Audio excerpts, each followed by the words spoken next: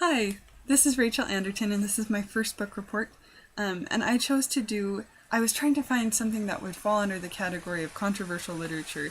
And I guess one of my favorite children's books that would fall under that category, there's a book series called The Horrible Histories. I don't know if any of you have read it, but it's a British series all about British and English and Irish history. So they're nonfiction books, and they're pretty lengthy for a kid's book, but they've got lots of cartoons and illustrations to go along with the history. And the reason why I thought that they were controversial is because they feature a lot of violence, which some parents might not like. It's done in a lighthearted way. For example, if you read the little speech bubble, it says, "We all have to make little sacrifices," and here's a picture of this man about to be sacrificed by these druids. So this book's about the Celts. And another controversial thing about it is that it has a lot of controversial parts of history that are left in. For example, they don't really pick sides. They kind of try to tell history like it was, and so they leave in some of the more gruesome things that may or may not have happened, but they portray it as history. And that might be controversial to some people.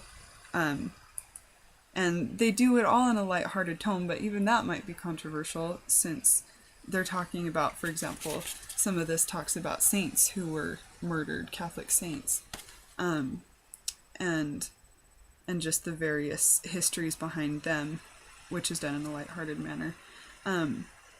There's also images that might be disturbing in the book. That one's not terrible, but for example, they show like what Celtic warriors would have done to their victims afterwards, which might be disturbing to a child, especially a young child. I enjoyed these as a kid. I'm kind of embarrassed about it now, but it's funny because I wasn't into violence at all, and I was freaked out by stuff like this, but I still enjoyed it. So I think as long as the child reading the book is old enough to understand, oh, this is true, but it's done in a way to tell you the kind of gross bits of history, but in a lighthearted way, so that you're not totally freaked out by it. It also has some interesting, like, old recipes for peas pudding and interesting things about Ireland in particular about this book. It talks about the Irish game hurley, which they still play. In Ireland, it's the national sport, and it talks about, for example, fashion in the ancient Celtic fashion. I'm trying to find it. Well, anyway, it talks about how the women grew out their hair as long as they could and kept it in braids, and how the men would cut their hair short and spike it, and just interesting facts about history. And I still remember a lot of the things that I learned from this book.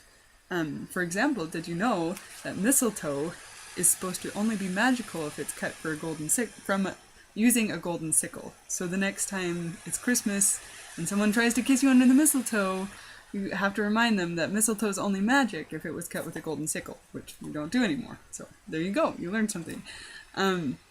Anyway, I appreciate these books. I think that it's interesting to give kids a fuller view of history and to let them know it wasn't all quite cut and dry.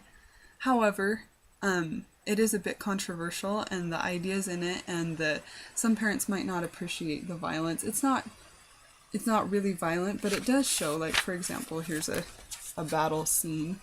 And some parents might argue that it's worth it because it teaches kids history, and it teaches them the realities of what happened in their backgrounds.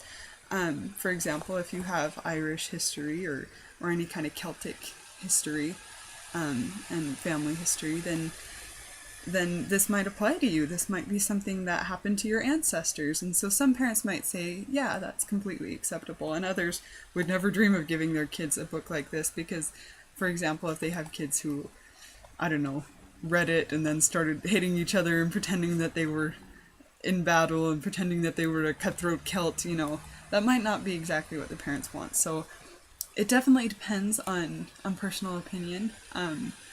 Like I said, I was a pretty squeamish kid and I still enjoyed these. But I did think of it when I thought of controversial literature. But I would recommend, especially adults, these are really fun books, and they'll teach you a lot of things that maybe you didn't know about history, particularly because it's British history, and as Americans, we don't always get a chance to learn that, even though many of the American colonials were English, and so it's just an interesting side of history that we don't always get. Um, anyway, I thought it was fun. I thought these are really fun books. You should check them out. I think you can order them online still. I think they might be out of print, but anyway, thank you for watching. I hope that you all go and check out those books sometime. Thanks. Bye.